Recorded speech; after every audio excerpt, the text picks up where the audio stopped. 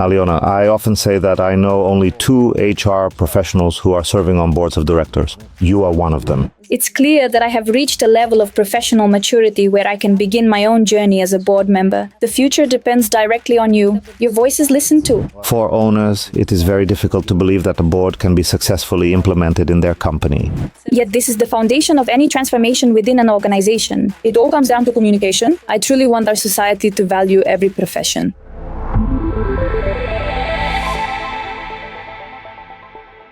Ladies and gentlemen, welcome to the Boards of Directors with Sergiy Bulavin channel. Today our guest is Alena Kavka. Alena, welcome. Hello everyone. Today we will talk with Alena about her career path, from a professional with core HR expertise to a role on boards of directors. Many of you are probably familiar with Alena Kavka, as she is very active on social media. In addition, Alena runs her own video blog focused on HR and career development. Yes, in fact, my blogging and my career growth have evolved in parallel through my professional development. Over 18 years in HR management and corporate culture, I have worked across a wide range of companies, both family-owned and highly structured organizations. These include the banking sector, Nadra Bank, Metinvest, Naftogaz, Kovalska, Knes, and currently Roshan. The organizations ranged in size from 1,000 to 160,000 employees. I joined almost every company during a transformation phase, when there was a need to build or fundamentally change the business philosophy. In all cases, I worked in direct reporting lines or close communication with the owners, the CEO, and the executive team. And I was genuinely fortunate in that regard. As for my education, I hold a master's degree in cultural studies. I have also completed specialized HRM and UCGA board direction programs and am a certified graduate in corporate governance. And of course, I should mention that this year I was ranked among the top 35 HR directors in Ukraine by Delo.ua, and there's still more ahead. Alena is also a member of the Supervisory Board of Colorit Company. Yes. I came across information online that you believe in professionally fulfilled and happy Ukrainians. Yes, that is very much my mission. I defined it clearly for myself. I had been thinking about it for a long time, even before the war. It always hurt me to see Ukrainians leave the country instead of building careers in Ukraine, developing professionally, and having a long-term life and career strategy. Going abroad, for example, to pick strawberries in Poland for a couple of seasons. They earn 50,000, renovate an apartment, or 150,000, it doesn't really matter. At the same time, one could start in construction earning 20 and within a year earn 50 while staying in Ukraine with their families and building a future here. I reflected on this a lot, and as an HR director, I constantly work with top managers when filling leadership positions. I see that there are significant gaps in our overall understanding of how to search for a job, what tools to use, how to present oneself, and how to build a career, especially at the top management level. That is why several years ago I started a blog and launched a YouTube program about professions, job searching, and self-discovery. And I really want to change this, Sergiy, this paradigm, because in our society, success is considered to be when it's necessarily tied to big money, when you have a fancy car, an apartment, and so on. Yet, unfortunately, being a scientist is not considered successful, nor is being a tractor driver. Even if you are a top manager, you are only seen as successful if you earn a lot of money. Otherwise, you are not perceived as a truly successful executive. That is why I really want to change this, to ensure that every profession is valued in our society. And this is especially important now, including when we are working with the labor market that we have in war times. It is a very noble personal mission. Alena, how did you first turn your attention to boards of directors? As an HR professional and career consultant, I was reflecting on my own career and thinking about how to continue building it further. Because once you are already a top manager, it can feel as though what options do you really have? You can change companies or move abroad. But in reality, there is a strategic function that is responsible for the overall life of a company. And in my view, it is far more dynamic and intellectually engaging. That function is the supervisory board, because it is fundamentally about the company's resilience. A supervisory board exists to protect the company from all kinds of risks. It is about the company's life cycle, its longevity, and its overall health. And that felt like a very compelling story to me. So I started to explore it further. In my professional experience, I had already collaborated with supervisory boards, for example, at Naftogaz. I began to understand how this institution works and started to explore its broader impact. And last year, I made the decision. I realized that I had also reached the level of professional maturity where I could pursue certification and, accordingly, begin my own professional journey as a supervisory board member. What came first for you? Was it the training at UCJ or the position on the supervisory board? The supervisory board position came first. However, I clearly understood that despite the very practical nature of this institution and its value as a tool for shareholders, there were many theoretical aspects I was missing, and that is exactly where my education at UCGA was extremely helpful. It really structured everything and put the pieces together. The overall picture became clear. I strengthened my knowledge and understanding and became much more effective. You likely had certain expectations before taking on the role of a supervisory board member. To what extent were those expectations met? We were in a transformation phase because initially I would describe it as more of an advisory board. It was still more of an advisory function. There was a transformation underway, but I felt a tremendous sense of responsibility. That was the key aspect for me. It is actually difficult to compare this responsibility even to the role of an HR director or a functional leader in a very large organization with hundreds of thousands of employees. Even in a relatively small company, whether it is an advisory board or a supervisory board, you feel this responsibility very deeply because the future of the company depends directly on you and people truly listen to you. This difference is critical. I think we will still talk about why there are so few HR professionals on boards and why HR directors still ask the question, how do I get a seat at the table with the board, the CEO or the CFO so that my voice is heard? Here, however, the responsibility is different. You are not just being heard, there is an expectation that you will provide insight or advice that is not obvious, not visible at first glance, but that helps the company become more successful. Alena, I often say that I know only 2 HR professionals who serve on boards of directors, and you are one of them. Indeed, there are very few people like this. There must be specific factors that make your HR expertise particularly valuable to the board you currently serve on.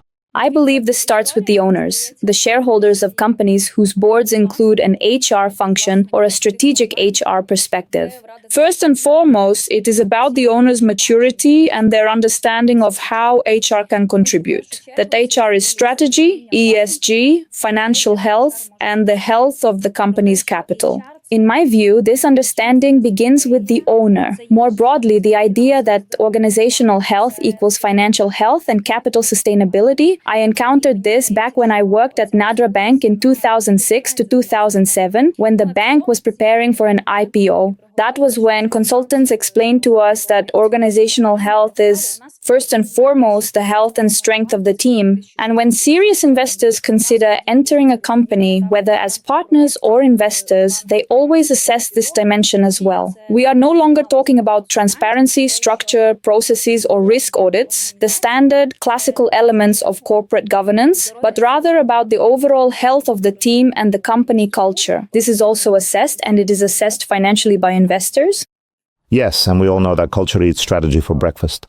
Absolutely, but you can simply say, here is our mission, here are our values, write the standard statements for the website, go make money, and leave HR to deal with the rest. The difference with companies that truly build sound corporate structures is that they understand the power of culture and recognize culture as an indicator of a company's strength. 100%, and it has a direct impact, including on financial performance. Yes, directly. By the way, this is an interesting topic because the question often arises, how do you measure culture if it seems intangible? I'll share a secret. At one point, I asked myself this very question, and very confidentially, when we were working with Korn Ferry, which at the time was still Hay Group with its London office, I learned that consulting firms like these actually have very strong internal research, and they shared some of this research with me. They conducted studies to build arguments for CEOs and company owners on why employee engagement truly matters. And there are very specific return on investment indicators. Yes, ROI, clear metrics showing how share prices grow in companies that actively work on engagement compared to those that do not. How did they do it? Because I asked about the methodology. They explained that they analyzed long-term clients that were comparable by market, revenue, number of employees, market position, and business valuation. One group of clients had been actively working on employee engagement for several years, measured over 3 to 4 years, while the other group had not. The difference in financial performance was 4 to 5 times. That's impressive. I would assume that the competencies and ways of working of executives differ from those of board members. I remember my own transition from an executive role to a non-executive one, and it was far from easy. Even after I became a non-executive director, I would occasionally feel the urge to take the wheel myself, and I had to consciously stop myself. I imagine you faced certain challenges during that transition as well. You know, the issue is not even so much the desire to take control. The real issue is that many companies, especially at the early stage, need from the very beginning of setting up an advisory board or a supervisory board to clearly communicate roles, very clearly, because CEOs and functional leaders often have expectations that this is not about observing, advising, and discussing together, but rather, well, you will do it, right? You are the experts. And here the issue is not so much one's own desire to step in and help execute, but rather these expectations. That is why it is critically important to have a clear division of roles, formal rules of operation, proper charters, and a well-defined interaction process with a shared understanding of who is responsible for what. Because this temptation often comes more from the company itself. I can't speak for my colleagues, here I am speaking specifically for myself. On the other hand, I would assume that HR expertise, particularly through continuous communication with employees and the HR techniques and technologies you use in your work, creates additional opportunities, including for board work. For example, assessing board dynamics or applying certain practices used in HR at the board level. Yes, if we are speaking specifically at the board level, I would highlight something that is very important. I believe you know this very well. For example, INSEAD is a school that works extensively with emotional intelligence. In practice, yes, they work with strategy, finance, and the full management cycle. But each student has a coach who helps them navigate this journey. And they say that in their consulting practice, most of the problems or challenges that arise in large corporations are related to the inability of top management, first and foremost, the executive team, to build relationships with one another and to address complex issues effectively, and more broadly, to establish the right, efficient way of working. In this context, it is simply impossible not to recognize the importance of HR's ability to help build a team and support effective collaboration, even if, as is usually the case, the HR function or an HR representative on the board is not an executive leader or the chair of the supervisory board. Nevertheless, this is precisely the person who can help make the board's work more effective. In terms of internal interaction,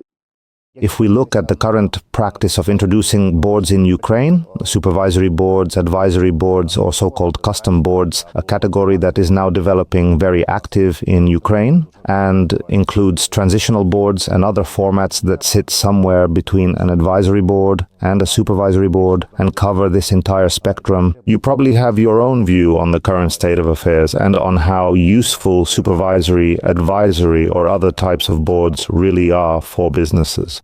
They are very useful, they are needed. When I was studying at UCGA, one of our professors, I won't name them now, used to say that, this is a choice a company makes, and I agree with that. Or rather, it is a choice made by shareholders and owners depending on the company's life cycle, its goals, and more broadly, the owner's readiness. Are we ready or not ready for a supervisory board? Based on what I have seen and experienced in the Ukrainian market, specifically in Ukrainian businesses, unfortunately, there is often this mindset that we know everything ourselves. We know everything ourselves. Until a certain point, we don't need anyone, and we start building something only when we need capital. Or when we begin working with the EBRD, with other international financial institutions, or with investors who then say, all right, please show us your standards, your structure, and corporate governance. Where are our guarantees that your company is transparent, that we can review it, and that we can be confident our risks are mitigated? So I believe this is an issue that really needs to be developed and advanced. I think you are doing a great job, Sergiy, because this is ultimately about the maturity of owners and their understanding of why this tool is needed. And yes, there are probably several dimensions to this topic. One of them is that business owners genuinely lack information about how boards work and how useful they can be. And in fact, that boards are not a bureaucratic instrument, but a very flexible one, which can support work at the level of overall strategy, as well as, for example, HR strategy embedded in the overall strategy, corporate culture, innovation, and so on. That is one side of the issue. In other words, business owners simply do not have enough information. On the other hand, some owners have probably already had negative experiences. For example, when boards were set up incorrectly, when they were essentially meaningless, brought no added value to the company, or were even harmful to the business. What we are doing with you now is in fact an attempt to provide owners with information and to reduce the likelihood of such negative experiences. Yes, and I would like to highlight one more very important point. I cannot say that I am a deep, absolute expert, certainly not to the same extent as you or our colleagues in the field of corporate governance, particularly when it comes to how this area is developing globally, how many companies have corporate structures, supervisory boards, and how widespread these practices are. We know that in Ukraine, only up to about 5% of state-owned companies have supervisory boards, whereas the benchmark should be at least 15%. But if we look at the practices of some international companies, we also know examples, cases where supervisory boards were, let's call them, toy or overly convenient. And there are also examples where company owners themselves were dissatisfied with this. A very vivid example is Steve Jobs, who was dismissed from his own company by the board for 10 years. This is a striking illustration of why owners may not always feel comfortable with boards. Yes, plus if we talk about oversight, for example, the supervisory board, one of its functions is, after all, supervision, and that's part of the board's name, supervisory. Of course, when the owner is also the CEO, oversight may not feel particularly necessary because the board would effectively be supervising the owner in another role. But then the question arises, Sergiy, who in that case measures the CEO's effectiveness? And who can say, look, yes, there is a shareholders meeting, they can review the CEO's results, but we also understand that if this is not a systematic, well-established process, a company may remain in this state for a very long time, until it eventually reaches a crisis. Whereas a properly functioning supervisory board can help anticipate such a crisis and prevent it from happening. And beyond that, we all genuinely respect entrepreneurs who build businesses, who risk their money, time and effort, who create companies, generate jobs, and contribute additional value and revenues to the country. Alena, how useful is board work during wartime, essentially in the context of the full-scale war we are living through right now? In my view, it is extremely useful because a board ultimately truly doesn't think from inside the company. It thinks from the outside without emotion. With an understanding of the strategic context, the company context, the culture, and the overall strategy, a board can be very helpful in making the right decisions. The board can be very helpful in keeping the company focused. It can help identify that focus, avoid spreading efforts too thin, and avoid trying to do everything at once, or on the contrary, avoid stagnation because there are certain very natural reactions from owners. It is clear that by now we have unfortunately adapted to this reality. Almost 3 years have passed, and the instinct to hide in a shell, stop spending, and simply preserve resources because we don't know what will happen has largely passed. We see that businesses are developing and growing. At the same time, research shows that there is a segment of businesses that remain very cautious. They do not invest and do not develop. And there are conversely businesses that invest everything, absolutely everything. Without planning, without a clear understanding of what comes next, they're simply running forward, assuming that everything will be fine. And it is extremely valuable to have a board in place because a board can serve as a kind of litmus test, helping shareholders look at the situation from the outside and weigh their decisions. A board has the right and the authority to ask the questions that management does not have the mandate to ask. That is why this is such a strong model. I have spoken with owners who are simultaneously owners,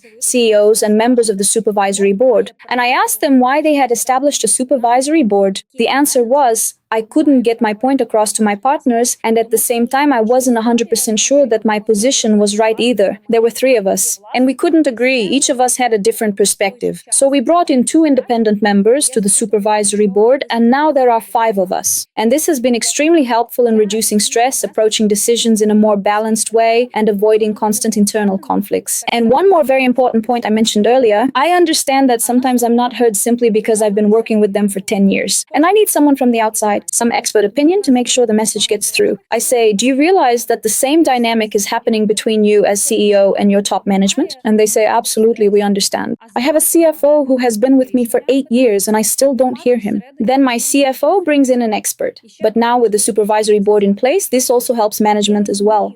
So, in my view, this is even more critical and important. Plus, you need to understand that a supervisory board can bring expertise, networks, and tools that can be extremely valuable for the company, especially in the current environment, whether it's raising and securing capital, entering new markets, or other strategic initiatives. The key is simply to understand which competencies the company needs and to bring precisely that expertise onto the board. Even practices that are traditional for Western companies, like BCP, business continuity planning, that was not popular and widespread among Ukrainian companies before the invasion. Naturally, after the invasion, many started implementing these practices. And by the way, a large part of this focus often falls within HR. Yes, I agree with you. Alena, from what you've just shared about boards of directors and the way you described it, I can see that this work truly inspires you. Working on a board, could you elaborate on the specific benefits that board work provides for you as a professional? The first benefit is definitely the understanding of how you can influence the development of the country. The second is that it greatly broadens and deepens your perspective while providing a challenge as an expert. Because when you've been an expert for 20 years, you start to wonder, what's next? Where do I go from here? You can either change direction, move into a different area, become a portfolio top executive, or simply focus on consulting. And you have your own practice, your company, and you also do consulting. Then comes the question of what you need if you want to grow and continue developing in your profession. For example, international experience, in my view, has somewhat lost its relevance because with the experience we've gained over the past 3 years, I believe we can now teach at the best business schools. If we talk about HR, finance, or management in general, our experience is absolutely invaluable. Of course, you can learn certain things, intercultural interaction, the histories of other companies and systems, but when you face a global level question of impact and want to see tangible results, this seems to me the most effective expression of your leadership role, as well as a form of service to the country. On one hand, it's about impact and helping. On the other hand, there are currently many opportunities for Ukrainian companies to implement advisory boards or supervisory boards without significant financial costs. This can be for a short period or for a longer term, and it may even be informal during testing time. I have such a long-term involvement myself. With company owners I'm simply friends with, my advisory function is informal, but it exists. And I understand that when they consult me on decisions at the company level, this is my advisory role in action. Yes, it is my time, it is my resource, but I am happy to share them, simply to pass on my expertise. Another point is that I think our country has a slightly different approach when it comes to age. In international markets, supervisory boards typically consist of accomplished, wise people who have had long corporate and professional careers. At a certain point, they move into advisory or supervisory boards, mentorship, lecturing, consulting, and so on. They transition to business schools, consulting, and similar roles. In Ukraine, we have more opportunities in that regard because we don't have a history of ageism, though some exists. Many company owners are willing to include relatively young experts on their boards, and I think that's fantastic. So, to summarize the benefits, it's an opportunity to help the country, an opportunity to grow professionally, to share your knowledge, and overall, to become a better and more effective professional yourself. Earlier, we briefly discussed owners' readiness to implement boards. Some owners focus only on their own expertise, and naturally, it is difficult for them to believe that a board can be successfully implemented in their company. And perhaps, in some cases, they don't need a board at all because they are able to self-actualize in other ways. When we talk about the readiness of the owner, top management, and the company as a whole, from the perspective of your expertise, could you outline the criteria that indicate such readiness?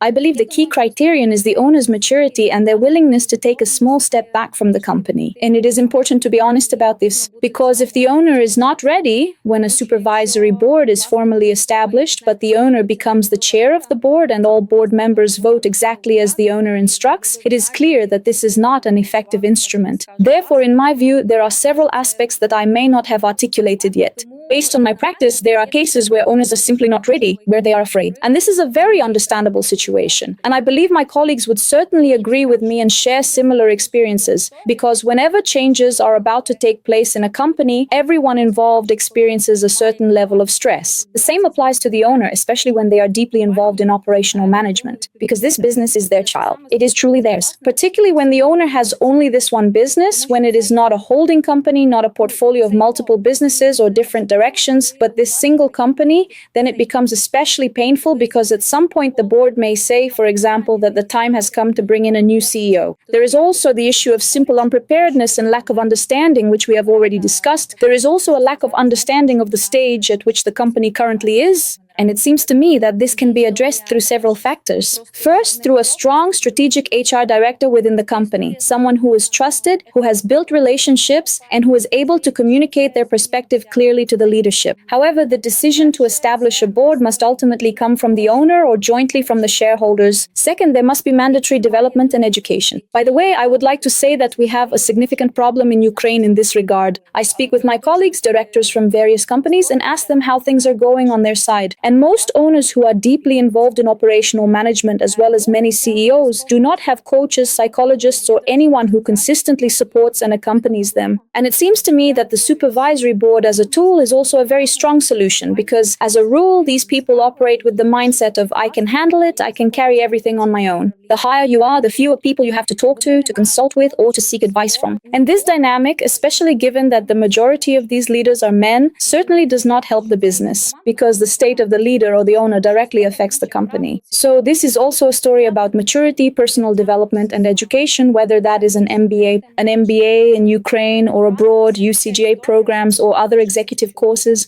This development is critically important. Here, HR also plays a role in shaping and promoting these tools for change within the company. And the third element, of course, is experts. Either experts come in at a later, more evolutionary stage of the company when it becomes clear that their involvement is already necessary, or experts who can explain how this model works in practice, provided they are people the owners trust. Another effective mechanism is peer exchange. Fellow market participants and business owners who can share their own experience, how it works for them, and why it has delivered better results. That is why high-quality, well-structured business forums are extremely valuable. UCGA, for example, also organizes such peer-level discussions within its programs, where you can hear directly from colleagues and better understand how these mechanisms work in practice. Recently, we were discussing the implementation of a board in one company where, in fact, my colleagues and I were directly involved in establishing that board. At the initial stage, we were part of the board ourselves. When we asked the owner how prepared they believed their top management team had been for the introduction of the board, he paused and said, probably around 10%, no more. In other words, there was a certain level of caution and concern. Concerns among top management that the owner had brought in a group of people who could potentially replace them all in their roles and positions. You have probably encountered this from time to time as well. Is there a formula for how these issues can be addressed? This is not a formula only for the introduction of a board. It is a formula for any kind of change within a company, and that formula is communication. As surprising as it may sound, in most companies, communication is one of the areas that fails most often. Management and employees often learn about important developments from the news or from external sources rather than from the company itself. Before introducing any change, there is often no well-structured, high-quality communication program. What is needed is a systematic breakdown. What this body will be, what its responsibilities will be, and how interaction will work, ideally even working through these aspects with the board itself in advance. Only after that should management be addressed, explaining, bringing people together, clarifying who will be on the board, why these individuals were selected, how they were chosen, and what they will be responsible for. It is also essential to explain that this is not primarily about control or supervision, but about support, because committees can be established under the supervisory board, and these committees are designed to support, systematize, and improve the company's operations. To clearly explain the purpose, why this is being done,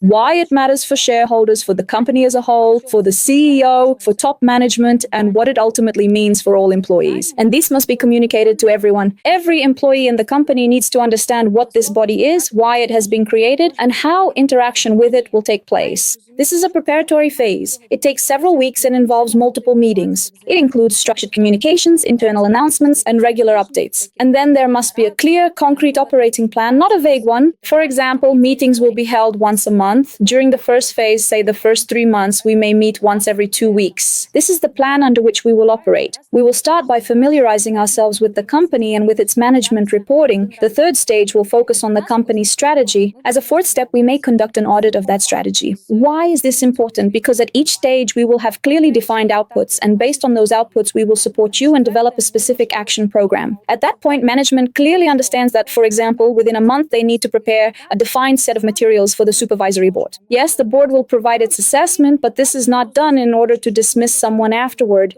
It is done to make the function more effective and transparent and to ensure it supports the company's business and strategic objectives. This is in essence a very simple step, yet it resolves a significant number of issues within the company. In your view, which areas of expertise are currently most critical for companies at the board level? This very much depends on the market in which the company operates, the stage of its development, and how advanced specific functions are, all in light of the company's strategy. For example, if a company needs to expand into external markets and does not yet understand how to do this, it may need expertise in corporate finance and marketing, professionals who understand how to raise capital and how to take the company to those markets. If the company does not yet have a clear strategy, then it likely needs someone on the board who is explicitly responsible for strategy, possibly combined with marketing expertise. If it is clear that the company has broader issues with its financial health and lacks clarity on how to act, then strong financial expertise is essential. Accordingly, everything here must be assessed in context. For instance, if we are talking about a bank and we know that in the banking sector the backbone of the business is in fact IT and infrastructure, then it may be appropriate to bring in not necessarily a CIO, but perhaps a CDTO. Especially if the company is undergoing transformation, or it may be necessary to introduce a dedicated AI function. I don't know, perhaps a combination of CDTO and AI responsibility. Transformation driven by artificial intelligence tools, but ultimately all of this depends on the company's strategy. For example, the owner understands the strategy and has a clear view of what the board composition should look like. Either the owner develops this composition themselves, or they may be supported by someone in designing the board structure. The question then becomes, where should they look for potential board members? My clear recommendation is to turn to professional organizations, to firms that specialize in board formation, and ask whether they can provide support. It is always best when this process is led by experts. In my experience, for instance, I have encountered supervisory boards that were formed through executive search firms. Incidentally, some of these firms run joint programs with UCGA and source candidates from among program graduates. This is how the process often works. UCGA graduates are certified top managers. They have completed corporate governance certification and understand how supervisory boards operate. There's a pool of graduates with expertise across different domains. Based on the company's needs, objectives, and strategic priorities, potential candidates for board roles are identified from this pool. The company, together with the advisors, can then conduct interviews and select the expert they believe is the best fit. This process may also include different types of assessments and due diligence. For example, in the case of a state-owned company, this might involve polygraph testing. For a private company, it is more likely to involve reference checks, reputation and transparency reviews, reliability assessments, and validation of expertise. Naturally, the firm supporting the board formation process also provides its own recommendations and rationale for why specific candidates are being proposed. Some companies take a more informal approach. They simply ask fellow business owners who sits on their boards whether they are satisfied or whether someone could recommend a strong candidate. Or they might say, I've met a great expert, an HR director or a CFO, why not invite them to join the board? However, I would not recommend going down this path. It is an amateur approach, and I would strongly advise working with professionals who truly understand how to build an effective board. Alena, given the experience you have, would you recommend that other professionals, HR directors included, consider becoming members of boards of directors or supervisory boards? I would like to address my colleagues, in particular HR directors, because I am confident that today we need to significantly strengthen our strategic role within companies. We see companies from a different perspective. When we are able to articulate the importance of cultural change, structural and systemic transformation, and how a company should develop its strategy through the lens of human capital, this becomes extremely valuable. And here I will state a very simple truth. A company is, first and foremost, about people. If there is no HR director on the board, and responsibility for the HR function is assigned, for example, to a finance professional, a logistics expert, or an IT leader, Then you understand that even at a basic level of sensitivity, language, tools, and depth of understanding of people management, this function cannot be delivered at the level it should be compared to having an HR professional on an advisory or supervisory board. Therefore, my call to action is for us to look towards supervisory boards and advisory boards as a way to strengthen and improve companies. Alena, thank you very much for your advice and the valuable insights you have shared today. Sergey, thank you for the invitation. It was very interesting. This is actually my first interview specifically in the role of a member of a supervisory or advisory board. I truly enjoyed it, and I hope this conversation will help our colleagues in developing themselves and their companies. Ladies and gentlemen, thank you for being with us. See you in the next episodes.